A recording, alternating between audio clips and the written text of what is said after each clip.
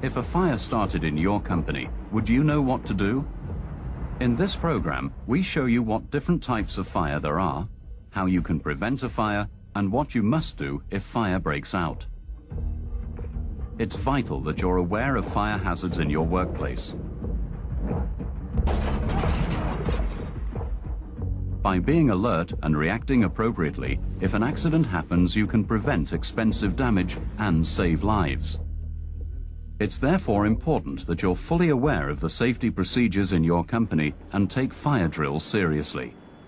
What you remember from this training may at some point save your life.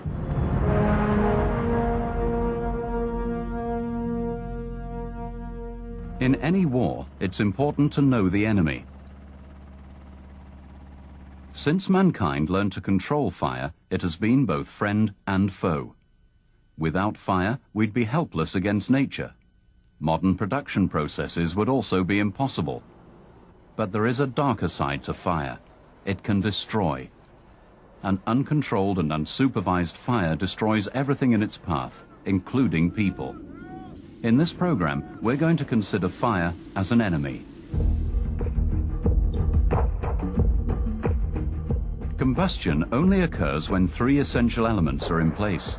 If one of these elements is not present, a fire won't start. If one is taken away once the fire has started, then the fire will go out. Firstly, fire needs fuel or something flammable. The fuel can be a solid material, a liquid, or a gas. Secondly, there must be sufficient oxygen to keep the fire going. Fire is fed by oxygen. A fire cannot start in an oxygen-free environment. Such a situation is almost non-existent naturally on Earth. Air contains around 21% oxygen. We need around 20% in order to breathe, but fire only requires around 16% oxygen in order to thrive. The third element is something to cause ignition. In some cases, a spark is sufficient. In other cases, adequate heat suffices. When these three elements combine, it starts a chain reaction that leads to a fire.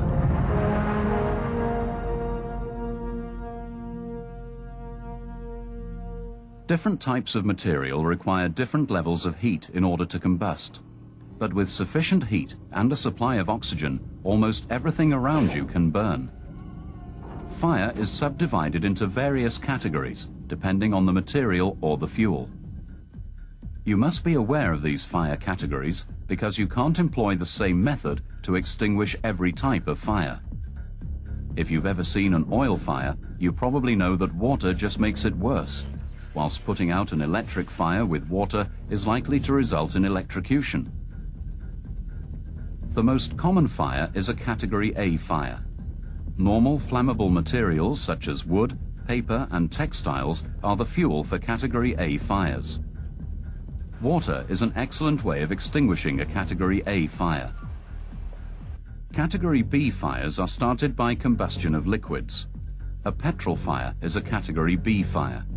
There's a significant risk of explosion with such fires. Category C fires are started by combustion of gases. A propane fire is a Category C fire. There's also a risk of explosion with these fires. If the fuel for a fire is a flammable metal, it's known as a Category D fire.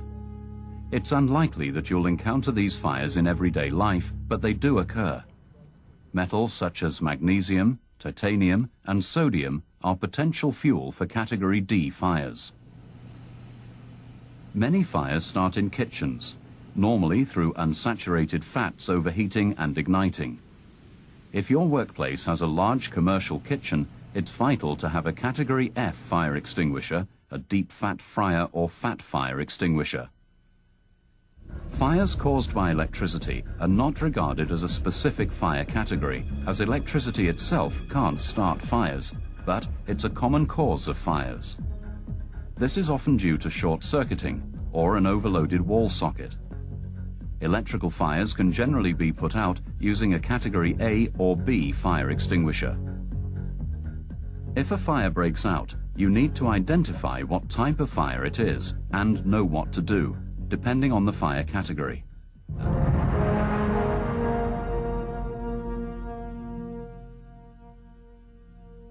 Whether you work in a factory or an office, you work with flammable materials. Remember, all a fire needs is oxygen, fuel, and a way of igniting through heat or a spark.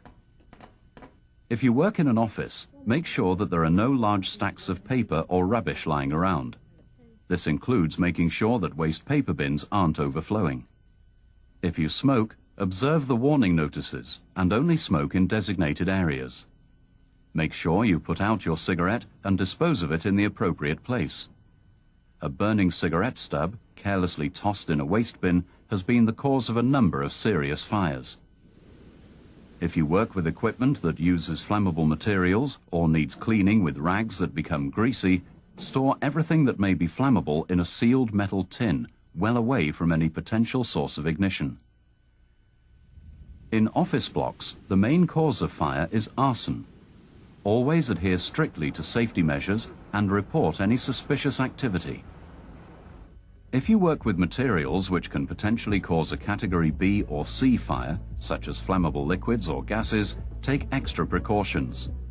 These materials may only be used in well-ventilated spaces and must be kept away from anything which can produce sparks. Flammable liquids must be stored in sealed, leak-proof containers. For all flammable liquids, use only approved containers, certainly where a large quantity is stored in a building. Outside storage sites must be at a safe distance from buildings. A correct category fire extinguisher must be located outside within 23 meters of these storage sites and inside within 3 meters of the storage site. Some companies are classified as high-risk areas owing to the materials with which they work. These include sites where benzene and other flammable liquids are processed or stored. If you work in a high-risk area, you must observe all the prescribed fire prevention measures. Fortunately, most of us will never be involved in a Category D fire, as they're only caused by flammable metals. The incredible heat required to start this type of fire makes them extremely dangerous. If you work with flammable metals such as magnesium, titanium or sodium, make sure you always observe the safety procedures. If your job involves preparing food, take extra care. Never leave a pan of oil on the stove unattended. Don't put anything on a burner unless you're sure that the burner will not cause a fire. In large commercial kitchens, make sure there's always a Category F fire extinguisher at hand. Never try to put out an oil fire with water, as it will spread. Although a fire caused by electricity isn't given an official fire category, it's a common cause of fire. The burning elements can be extinguished using Category A and B extinguishers. Remember, don't use water, or you run the risk of being electrocuted.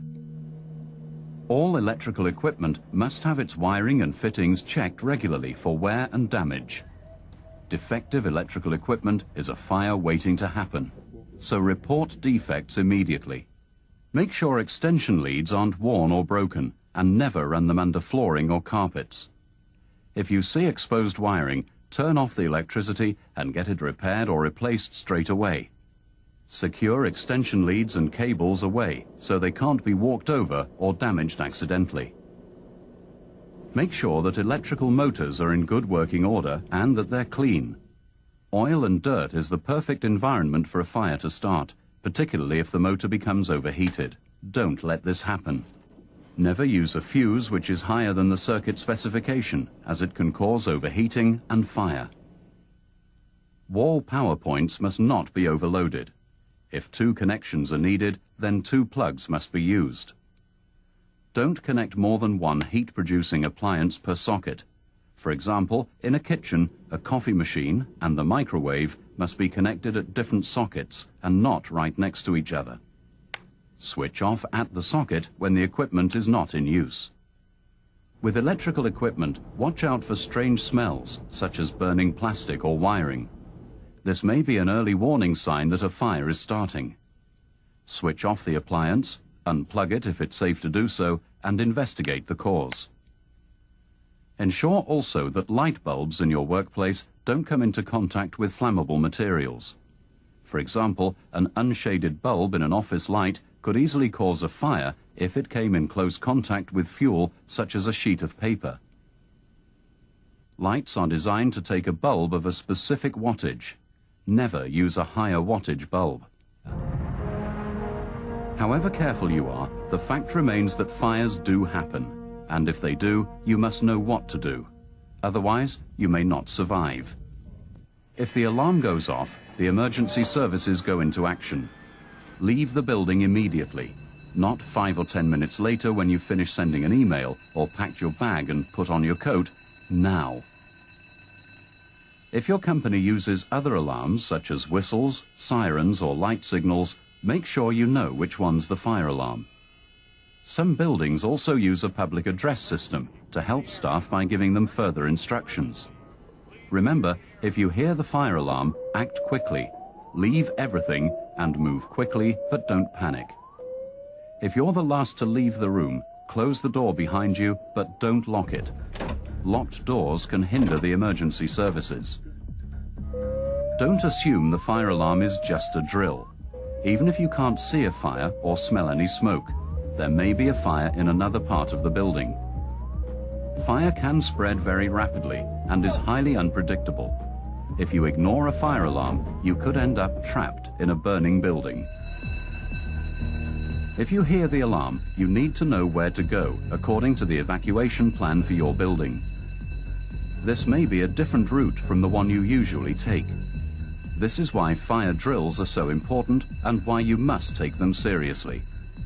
During a drill, it's easy to see where you're going, but would you be able to find your way out if the room was full of smoke or there was no electricity?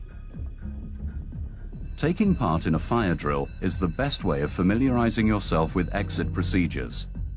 It's hard to remain calm during a fire, so make sure that you know where the emergency exits are before you need them. In some buildings, there'll be more than one escape route. Fire is so unpredictable that it's vital to have alternative ways of getting out. Never use the lift to leave a burning building. You could end up trapped, and some lifts don't function in the event of fire.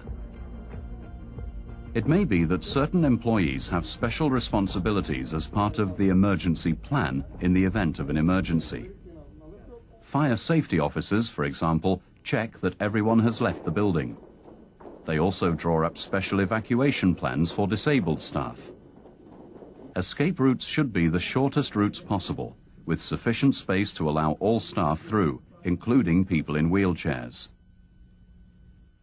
Employers must also mark doors that may be mistaken for emergency exits. A no exit sign may mean that someone ends up trapped in a burning building. Exits must never be blocked.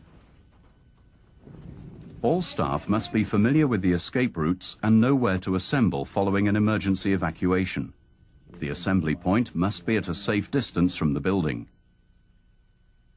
The evacuation plan for your company may include an escape area.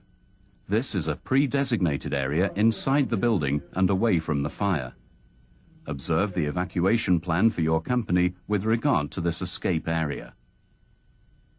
If you have to leave a building and you come across a closed door, use the back of your hand to feel whether the door is hot. If it is, don't open it. This may be the only thing between you and the fire. In this case, you fall back on your second escape route. Remember, remaining calm may save your life. Think of the fire drill and don't panic. If you become trapped, try to block the ventilation holes and the chinks around the doors. Keep down on the floor where there's less smoke and more oxygen. If your clothes catch on fire, don't start running. This provides the fire with more oxygen and will fan the flames. Do precisely the opposite.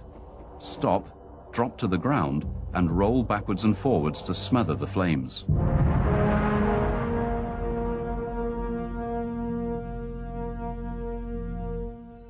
Remember that you must always leave the building if you hear a fire alarm.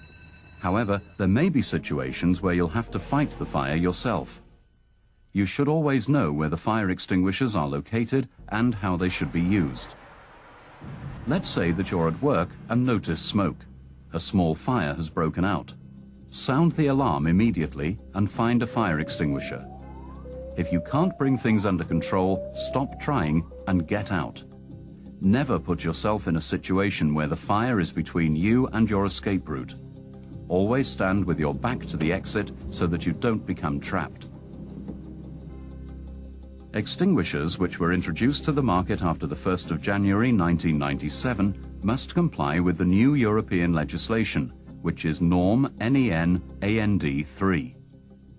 Make sure that you use the correct fire extinguisher depending on the fire category. Each fire extinguisher is marked with a category sign. This indicates clearly which category of fire the extinguisher is suitable for. Some fire extinguishers have multiple ratings, and most will have instructions on how they should be used. First, pull out the security pin and then aim the fire extinguisher at the base of the fire. Whilst holding the fire extinguisher upright, squeeze the trigger firmly. Then move the fire extinguisher from side to side over the base of the flames.